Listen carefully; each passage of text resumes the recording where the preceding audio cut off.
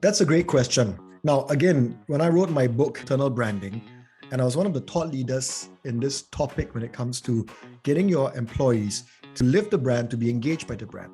So I'm going to share with you some, three quick things that you can start to think about to get your people on board, right? So the first thing is this. So before anything else, we need to remember your people are your greatest assets.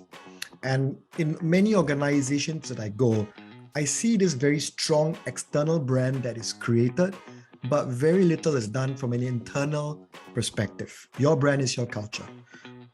So how do you do this? The first thing you need to recognize is, as I said earlier, your people are your greatest assets and you need to invest in them. To help them be on board your brand, the first thing you have to do is to make sure that your brand messages that you're sharing to the world resonates with them. How do you get it to resonate is point number two.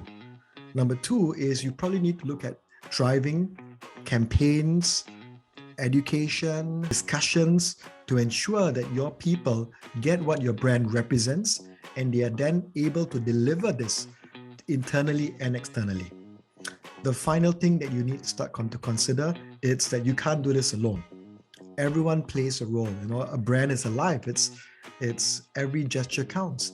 So when you start thinking about how can you have a multiplier effect, how can you create other ambassadors or champions in your organization to spread it to other people. And that's how you get your employees to live the brand. Hey, if you have any more branding questions, please send me your questions to Jerome@jeromejoseph.com.